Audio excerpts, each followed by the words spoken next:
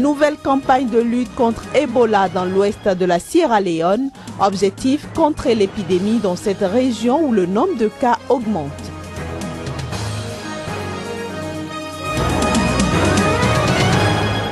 Les opposants ghanéens manifestent dans les rues d'Accra. Ils protestent contre les coupures d'électricité.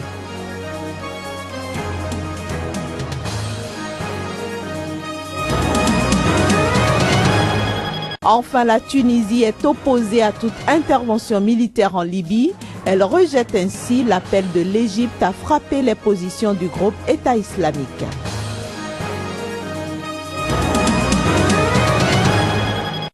Ravi de vous retrouver pour cette session de l'information sur Sika TV. Madame, Monsieur, bonjour et bienvenue. Nouvelle campagne de porte-à-porte pour combattre l'épidémie d'Ebola dans l'ouest de la Sierra Leone.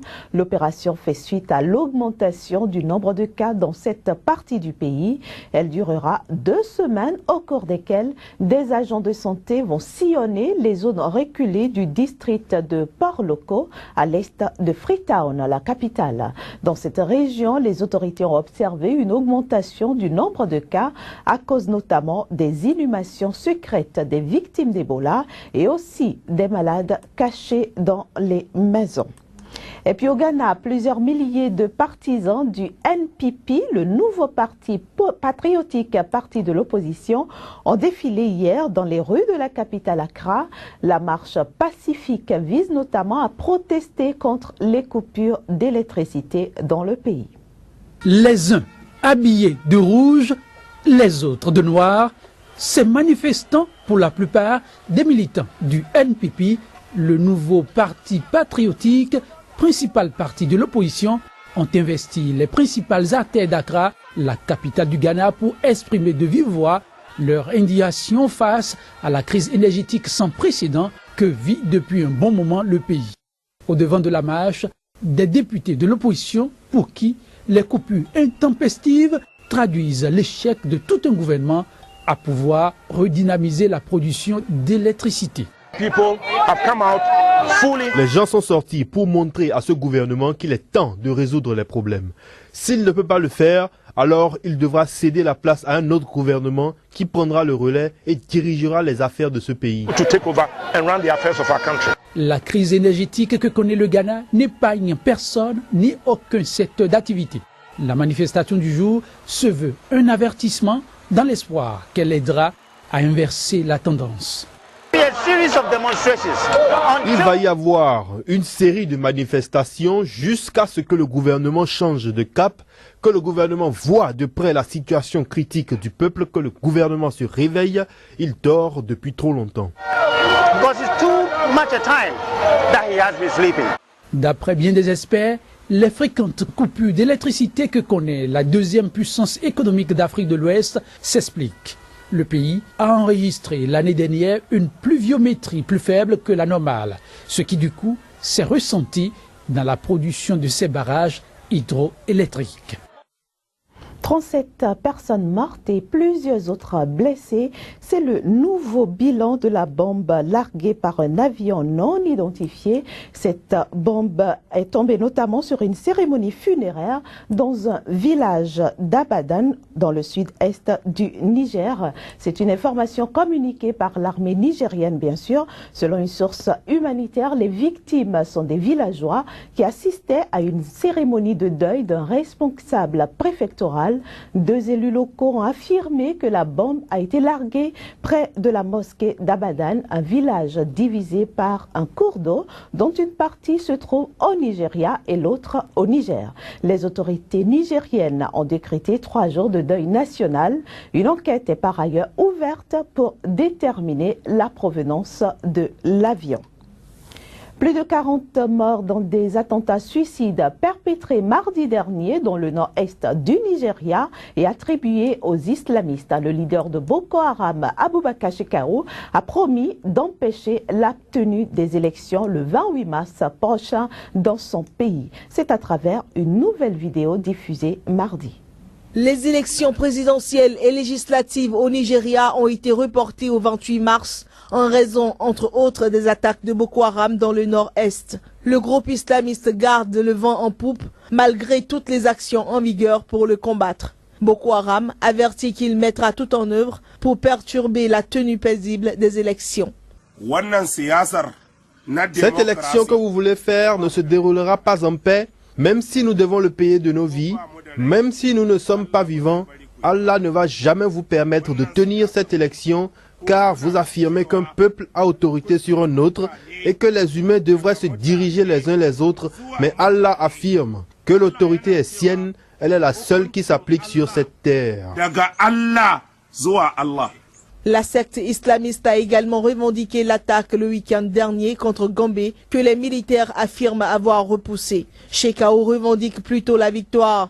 Ces combattants auraient pris le dessus sur l'armée régulière et libéré des rebelles emprisonnés. Une quarantaine de personnes ont été tuées mardi au Nigeria dans de violents combats et plusieurs attentats dans le nord-est du pays.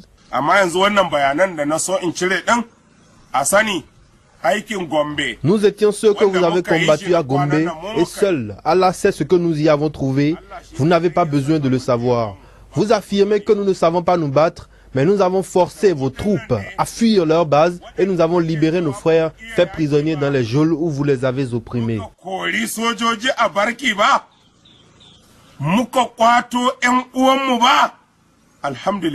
Un policier a été tué par balle et un journaliste blessé après avoir été poignardé mardi lors d'un meeting du principal parti de l'opposition nigériane, frappé également par une explosion dans l'état pétrolier de Rivers au sud. Ces violences meurtrières viennent frapper de nouveau le Nigeria avant les élections cruciales du 28 mars. Un autre élément dans ce journal, suite à l'appel de l'Égypte de frapper les positions du groupe État islamique en Libye, eh bien la Tunisie a fait savoir hier mercredi son opposition à toute intervention militaire chez son voisin libyen. C'est le Premier ministre Habib Essid, dont le pays craint d'être déstabilisé par le chaos en Libye, qui en a fait la déclaration. Nous sommes toujours opposés à une intervention militaire en Libye. Ainsi s'oppose Tunis à la décision du Caire de demander à l'ONU une résolution pour l'intervention militaire d'une coalition internationale. Frontalière de la Libye, la Tunisie craint d'être déstabilisée par les combats entre milices rivales qui ont plongé son voisin dans le chaos. Elle milite plutôt pour un dialogue national entre les différentes factions libyennes. La principale situation que nous voyons aujourd'hui a été une intervention militaire occidentale contre le régime de Muammar Kadhafi. C'est pourquoi notre position est claire. La seule solution est une solution politique. 4 gendarmes tunisiens ont été tués tôt mercredi dans une attaque près de la frontière algérienne, principal maquis djihadiste de Tunisie, et leurs armes volées par les assaillants. Information donnée par les autorités qui enregistrent leurs premiers morts depuis le début de l'année. Les auteurs de cette lâche opération terroriste vont être punis. Nous allons pourchasser les terroristes et les assassins dans leurs cachettes pour les exterminer et sécuriser toutes les régions du pays. Nous avons pris toutes les mesures nécessaires pour éviter l'infiltration du groupe État islamique en Tunisie.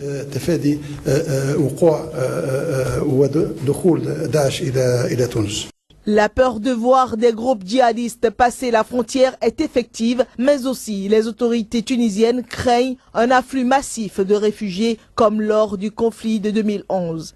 Les forces de sécurité tunisiennes tentent de neutraliser depuis fin 2012 des combattants djihadistes liés à Al-Qaïda au Maghreb islamique, sans y parvenir malgré des bombardements et des opérations militaires au sol répétées. Les États-Unis, l'Allemagne, la France, la Grande-Bretagne, l'Italie et l'Espagne ont souligné mardi dans une déclaration commune la nécessité de travailler à une solution politique du conflit en Libye, écartant implicitement une intervention militaire dans l'immédiat.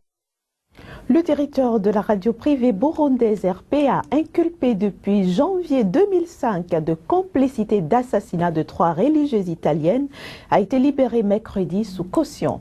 La nouvelle a été annoncée par un de ses avocats. Après sa libération, des milliers de Burundais se sont rassemblés devant le siège de la radio pour exprimer leur joie. Des milliers de personnes ont afflué mercredi devant le siège de la très populaire radio privée RPA à Bujumbura pour manifester leur joie à l'annonce de la libération sous caution de son directeur emprisonné depuis janvier. La cour d'appel de Bujumbura a accordé à Bob Rugurika une liberté provisoire sous caution de 15 millions de francs burundais, soit environ 8 000 €. Cette liberté sous caution avait été refusé début février par le tribunal de grande instance de Bujumbura. Bob Rugurika a été arrêté le 21 janvier dernier, puis incarcéré dans le centre du pays. La justice lui reproche la diffusion des aveux d'un homme qui se présente comme l'un des assassins de 3 religieuses italiennes tuées en septembre à Kamenge, dans le nord de Bujumbura. Le directeur de la RPA est inculpé de complicité d'assassinat, mais aussi de manquement à la solidarité publique, violation du secret d'instruction et recel de malfaiteurs, et risque jusqu'à 20 ans de prison. À quelques mois d'élections cruciales au Burundi, le pouvoir burundais est accusé de restreindre l'espace politique et de chercher à museler les médias et la société civile. Hors du continent africain à présent, la Cour de cassation de Paris a annulé hier mercredi la décision de la Cour d'appel autorisant l'extradition vers l'Argentine de Mario Alfredo Sandoval. Il s'agit d'un ancien policier accusé d'avoir été un tortionnaire durant la dictature militaire argentine. Mario Alfredo Sandoval ne sera pas extradé vers l'Argentine. Ainsi en a décidé la Cour de cassation. Elle annule ainsi la décision de la Cour d'appel de Paris autorisant l'extradition de cet ancien policier accusé d'avoir été un tortionnaire durant la dictature militaire qui ébranla l'Argentine de 1976 à 1983. L'affaire n'est pas pour autant close. Elle a été renvoyée devant la Cour d'appel de Versailles pour être à nouveau examinée. C'est une victoire dans le sens où toute la demande d'extradition, les faits mais aussi les fondements juridiques vont pouvoir être réexaminés une seconde fois devant la Cour d'appel de Versailles. Là, c'est une autre bataille, un autre champ de bataille qui s'ouvre et dont on va devoir tirer parti, évidemment. Les faits reprochés par l'Argentine à Mario Sandoval se seraient déroulés à l'école de mécanique de la marine, un centre de torture emblématique de la dictature où ont disparu quelques 5000 personnes, souvent jetées depuis des avions dans le Rio de la Plata. Mario Sandoval, qui conteste les faits, avait introduit un pourvoi en cassation après la décision de la Cour d'appel de Paris. Il n'était pas présent ce mercredi à l'énoncé de la décision de la Cour de cassation dont les motifs n'étaient pas connus dans l'immédiat.